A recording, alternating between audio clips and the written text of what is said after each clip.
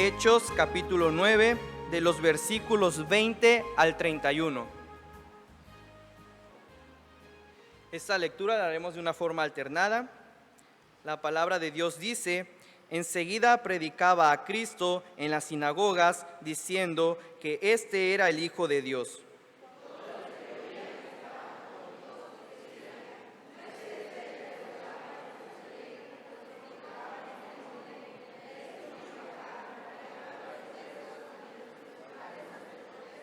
Pero Saulo mucho más se esforzaba y confundía a los judíos que moraban en Damasco, demostrando que Jesús era el Cristo.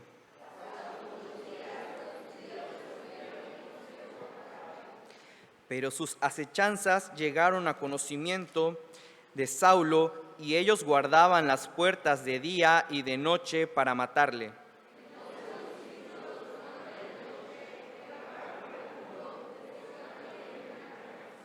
Cuando llegó a Jerusalén, trataba de juntarse con los discípulos, pero todos le tenían miedo, no creyendo que fuese discípulo.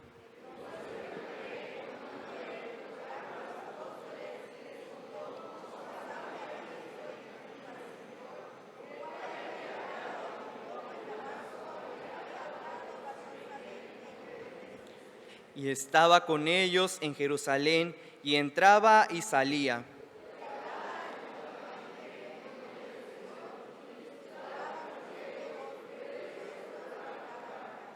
Cuando supieron eso los hermanos, le llevaron hasta Cesarea y le enviaron a Tarso.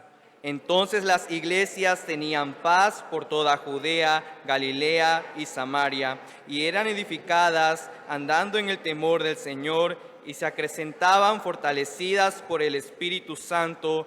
Amén. Ahora, poniendo quietud y reverencia, vamos a tener el mensaje de la palabra titulado Pablo sigue siendo motivo de miedo, a cargo del anciano de iglesia Arnulfo González González.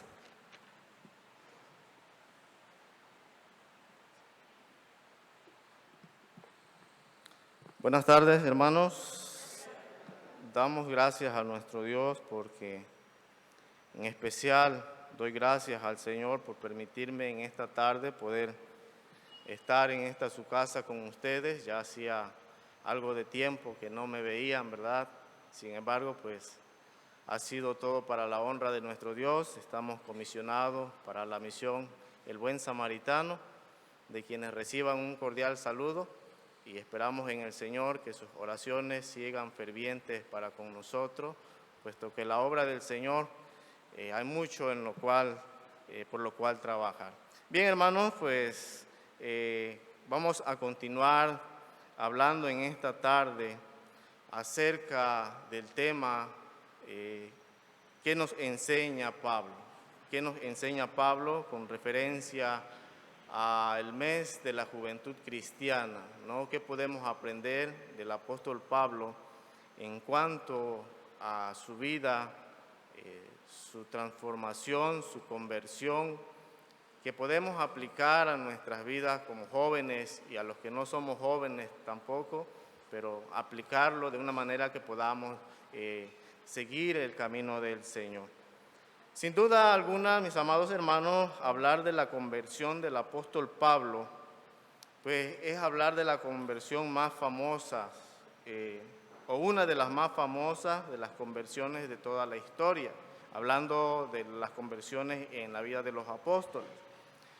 De tal manera que el escritor sagrado, Lucas, a quien se le atribuye la escritura de Hechos de los Apóstoles, la narra en 3 ocasiones en Hechos de los Apóstoles. Primeramente, la narra en el capítulo 9, donde hace un momento leímos en los versos 1 al 22. Posteriormente, la vuelve a narrar en el capítulo 22, los versos 6 al 16. Y por último, la narra en el capítulo 26, los versos 12 al 18. Sin embargo, hermanos, creo que este tema acerca de la conversión del apóstol Pablo lo estuvieron viendo el miércoles, ¿no? Creo que este fue el tema o el subtema del miércoles. Entonces, en esta tarde vamos a considerar el motivo por el cual Pablo, después de su conversión, continúa siendo motivo de miedo. ¿Qué era lo que Pablo hacía después de su conversión que seguía causando temor en la vida de la iglesia? ¿No? Ese va a ser el tema, ese es el tema en esta tarde. Pablo sigue siendo motivo de miedo. Vamos a dividir para esto la historia del apóstol Pablo en dos partes, un antes y un después, para que podamos comprender de qué nos está hablando en esta tarde el Señor. Antes de eso vamos a pedir la dirección y la guía de nuestro Dios a través de una oración. Invito a inclinar sus rostros. Nuestro Dios y nuestro Padre, que moras en las alturas de los cielos, gracias te damos una vez más por permitirme, Señor, en esta tarde poder estar en tu casa de oración, alabando y glorificando tu nombre. Pero en este momento me acerco delante de tu presencia para rogar, para suplicar, Señor, que sean abiertos los ojos de nuestro entendimiento, Señor, para que podamos discernir tu palabra, de tal manera, Señor, que cumpla el propósito por el cual tú la envías a nuestras vidas. Dirige a tu siervo, dirige a tu pueblo en esta tarde, Señor, de tal manera que podamos comprender la enseñanza, pero sobre todas las cosas que podamos aplicarla en nuestras vidas. Te lo ruego, te lo suplico en el amor de tu Hijo amado, nuestro Salvador. Amén. En primer lugar, vamos a ver quién era el apóstol Pablo antes de conocer a Cristo. ¿Quién era el apóstol Pablo? Bueno, dice los comentaristas que Saulo nació en Tarso de Cilicio, unos años después de Cristo. Algunos dicen entre el primero y el quinto año después de Cristo, mas no hay una fecha exacta. En una provincia llamada Tersus, al sur de Turquía. Por sus propias palabras, Pablo, cuando escribe a los filipenses en el capítulo 3, en el verso número 5, él dice que era del linaje de Benjamín, de descendencia hebrea. Sus padres eran fariseos, nacionalistas judíos, que se adherieron estrictamente a la ley de Moisés, ¿no?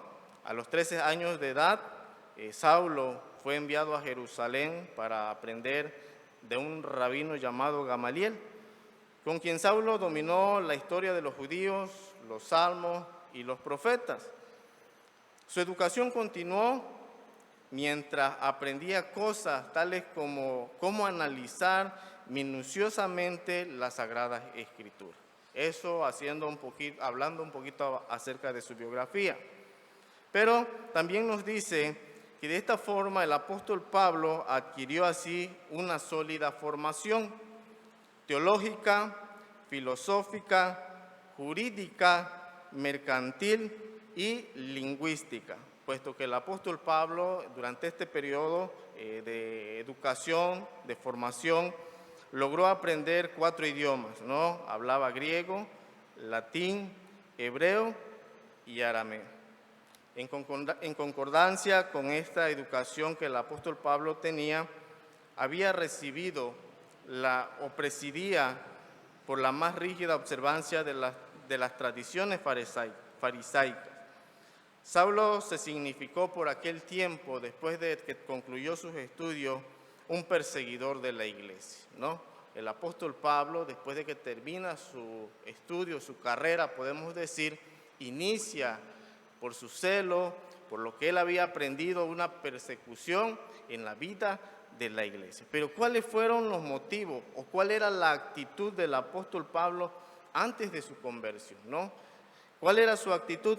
Bueno, pues para el apóstol Pablo, Jesús de Nazaret no podía ser el Mesías anunciado por los profetas. Su posición social, su trayectoria y su doctrina no se ajustaban a la idea que él había aprendido o la que él tenía acerca del Mesías. Esto hizo que en el apóstol Pablo pues entrara a celo por lo que él había estudiado. Entonces él empieza a predicar otras cosas, pero al mismo tiempo veía que no concordaban sus ideas con las que los apóstoles estaban predicando. Pero el argumento definitivo por el cual el apóstol Pablo no recibía el mensaje, no aceptaba la predicación de los apóstoles, era ni más ni menos por lo que él pudo aprender allá en Deuteronomio en el capítulo 21, verso 23. Quiero que lo busquen y le den lectura. Deuteronomio, capítulo 21, verso 23.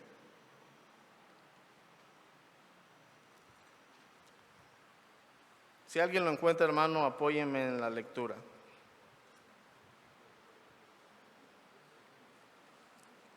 Deuteronomio, capítulo 21, verso 23.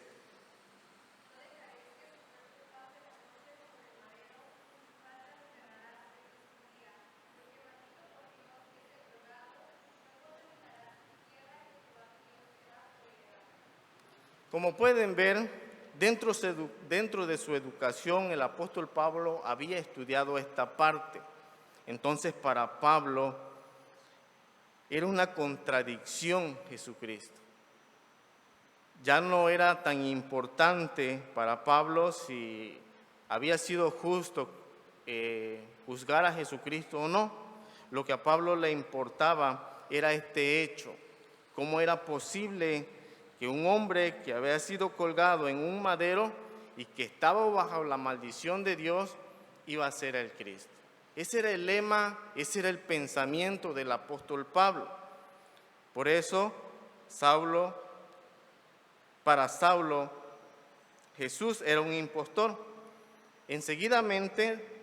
Rápidamente, se convirtió en un enemigo empedernido del cristianismo. Ese pensamiento lo llevaría a cometer actos en contra de la voluntad de Dios. Ese pensamiento también Lucas lo describe y lo narra en varias ocasiones, mostrando la furia y el odio que el apóstol Pablo sentía por la iglesia de Dios. Voy a leer algunos textos bíblicos donde encontramos cómo se muestra, o el narrador, el historiador bíblico, muestra al apóstol Pablo donde él aborrece a la iglesia.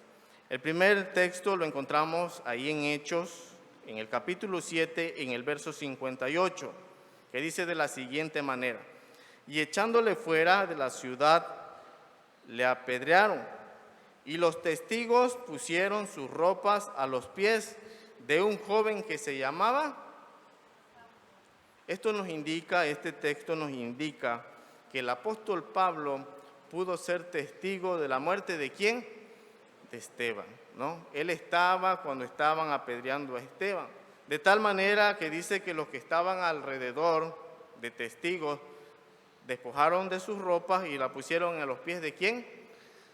De Saulo, como dándole una responsabilidad, como dándole a entender a Saulo que él debería continuar haciendo eso que ellos estaban haciendo.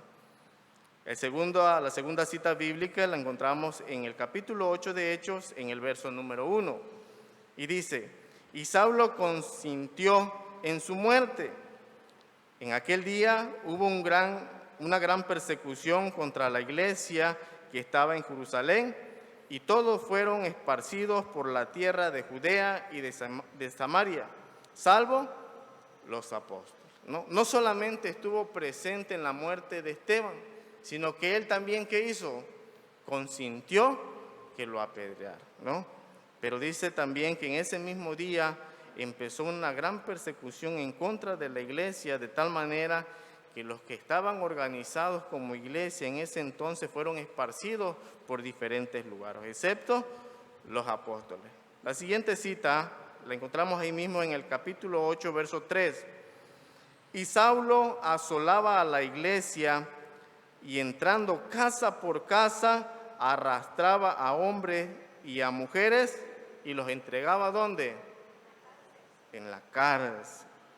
Ahí se muestra esa furia, ese celo del apóstol Pablo en contra de la iglesia.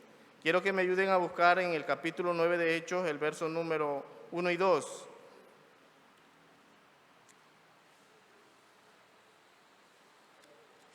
Hechos 9, verso 1 y 2. Dice, Saulo, respirando aún amenazas y muerte contra los discípulos del Señor, vino al sumo sacerdote y les pidió cartas para las sinagogas de Damasco, a fin de que si hallase algunos hombres o mujeres de este camino, los trajese presos a Jerusalén. No se conformó el apóstol Pablo con asolar a la iglesia de Jerusalén, sino que más hizo, pidió cartas para ir a otros lugares, y si hallaba, dice, a algunos, traerlos como prisioneros. ¿Por qué? Por causa del evangelio. El capítulo 26, versos 9 al 11.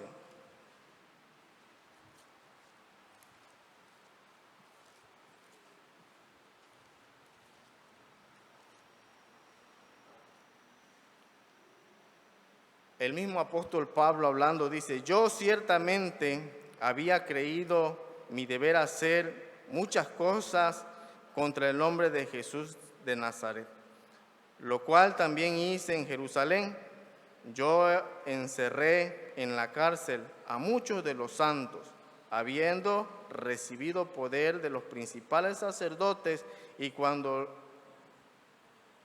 los mataron, yo di mi voto. Y el versículo número 11 dice, y muchas veces castigándolos en toda la sinagoga, los forcé a blasfemar, y enfurecido sobremanera contra ellos, los perseguí hasta las ciudades extranjeras. Estos hechos, hermanos, que el apóstol Pablo hizo en contra de la iglesia, fueron los que causaron en la vida no solamente de la iglesia, sino quiero pensar que en todos sus alrededores, que sintieran miedo, que sintieran temor, porque consideraban entonces que si el apóstol Pablo los encontraba predicando o hablando del evangelio, el apóstol Pablo no se iba a tentar el corazón para meterlo a la cárcel. Esto en cuanto a las cosas que el apóstol Pablo hizo antes de conocer a Cristo.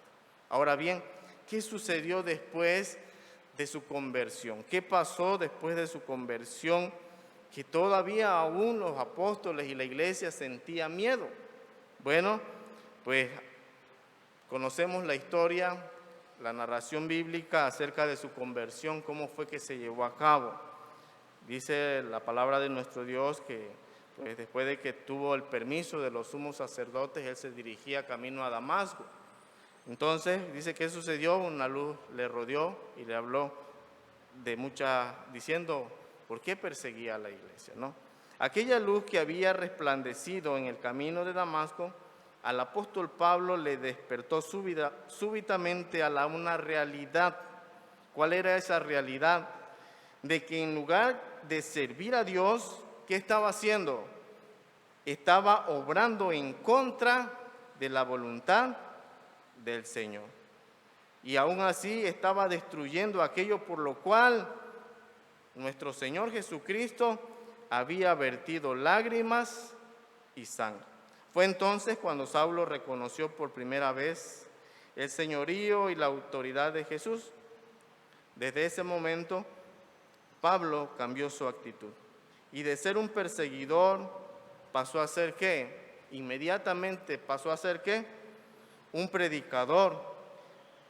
Pero aunque el apóstol Pablo se esforzaba mucho por mostrar su arrepentimiento, por mostrar su conversión, el versículo 26 nos muestra del capítulo 9, vamos a regresar tantito a Hechos 9, y quiero que me ayuden a leer el verso número 26. ¿Qué dice el verso número 26?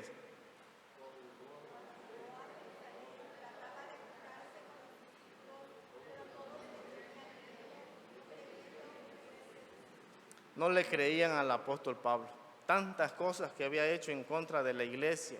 Y muchas veces nosotros cuando miramos a una persona y al siguiente día, o conocemos a una persona y al siguiente día la vemos diferente, no creemos a simple vista. Y eso era lo que pasaba con los discípulos. Y aunque Pablo se esforzaba, ¿no?, por mostrarles su arrepentimiento y su cambio, los discípulos del Señor no le creyeron. ¿Hasta cuándo? Dice que hasta que Bernabé lo presentó y les contó cómo es que había sucedido esta conversión del apóstol Pablo. Después en el versículo número 31 de Hechos 9, es cuando dice la palabra de nuestro Dios, que es que empezó a haber un poquito de tranquilidad, de paz en la iglesia. Pero no porque ya no hubiera persecución, sino porque ya la iglesia había entendido y había creído y había visto esa conversión del apóstol Pablo. Entonces, mis amados hermanos, este testimonio de este hombre en esta tarde me lleva a mí a tener la plena seguridad de que Dios es capaz de hacer en la vida de cada uno de nosotros cosas maravillosas, ¿no? Cosas que nosotros no pudiéramos comprender. Qué grande es nuestro Dios, que siempre tiene un propósito nuevo para nuestras vidas. Porque, mis amados hermanos, el apóstol Pablo, mientras no conocía a Cristo, él vivía una vida empeñada ¿en qué? En hacer su voluntad, en hacer lo que él creía que era bueno delante de los ojos de nuestro Dios. Y muchas veces nosotros vivimos nuestra vida empeñados en nuestros propios propósitos y no consideramos en nuestras vidas si esos propósitos son los propósitos que Dios quiere para nuestras vidas. Esto fue lo que le pasó al apóstol Pablo. El apóstol Pablo vivía empeñado en su propio propósito. ¿Cuál era el propósito? Perseguir a los cristianos. Pero ese no era el propósito de Dios. Dios tenía un propósito más grande para con su vida. Por medio de esto puedo decir que Dios tiene un propósito especial y muy grande para nuestras vidas. El testimonio entonces del apóstol Pablo me lleva a pensar que el Señor está empeñado en transformar nuestras vidas. De hecho, hay un texto que lo dice. ¿Y quién creen que narra este texto? ¿O quién cree que lo dice? Bueno, vamos a verlo ahí en 2 de Corintios, en el capítulo 3, verso 18. ¿Quién está hablando? ¿Quién escribe la segunda carta a los Corintios? Pablo. ¿Y qué dice Pablo en el capítulo 3, verso 18 de la segunda carta a los Corintios?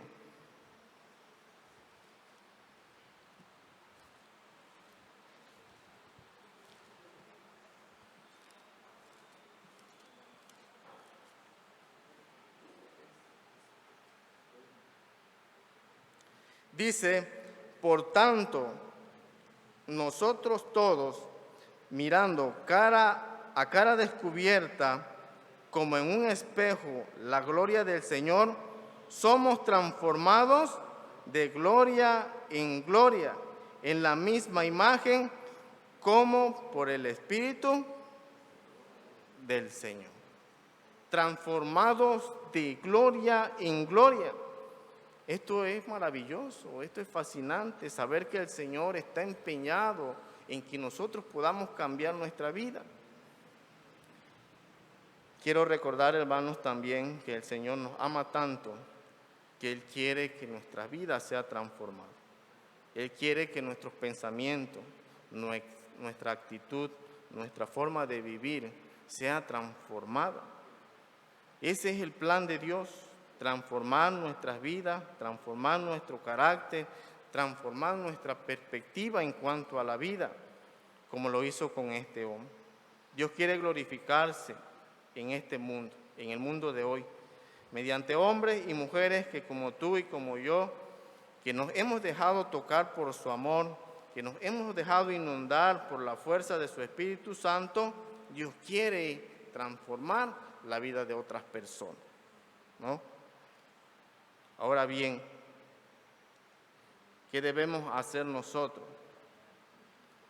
Dios quiere lograrlo mediante ese encuentro personal, profundo, íntimo con cada uno de nosotros. La vida tuya, la vida mía, diría yo, está llamada a reflejar a Cristo Jesús como único y suficiente Salvador de nuestras vidas. Es lo que nos dice el testimonio del apóstol Pablo, para que como un espejo nosotros podamos ¿qué? Reflejar la gloria de Dios. Ahora bien, mis hermanos, la pregunta que yo quiero hacer en esta tarde, ¿crees tú que tu vida o que mi vida refleja la gloria de Dios, de tal manera que pueda impactar la vida de otras personas. ¿Has pensado en esta parte si lo que has logrado hasta el día de hoy ha logrado impactar la vida de otras personas? ¿Será que tu vida impacta la vida de otras personas? Porque ese es el llamado que Dios nos hace, esa es la conversión verdadera, esa es la invitación, ese es el plan de Dios para con nuestras vidas. Porque la vida, mis amados hermanos, la vida cristiana no es solo piedad, no es solo un revestimiento, si lo queremos pensar, un revestimiento meramente religioso. La vida cristiana no solo se trata de conocer más o de analizar un poco más las Sagradas Escrituras, no. La vida cristiana es una vida de transformación continua, es una vida que lleva un proceso y nosotros estamos en ese proceso. Lo importante, mis amados hermanos, es saber que nosotros estamos en ese proceso y que el Señor no ha terminado con nosotros.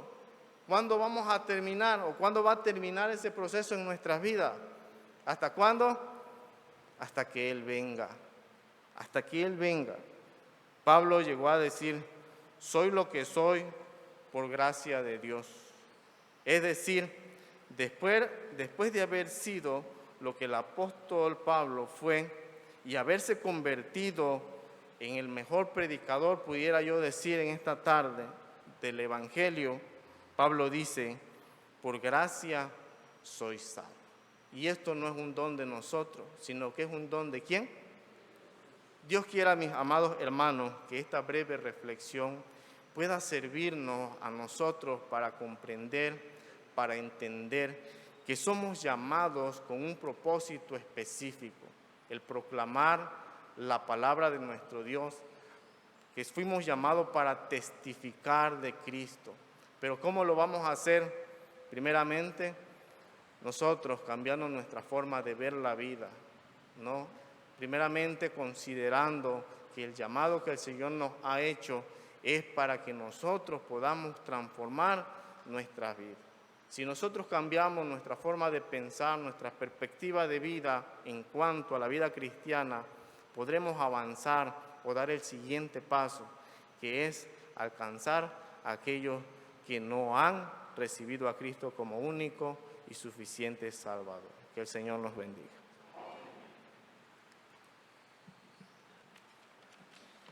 Después de haber tenido esta reflexión, vamos a entonar un himno congregacional, el himno número 638, Quiere Jesús que yo brille. Himno número 638.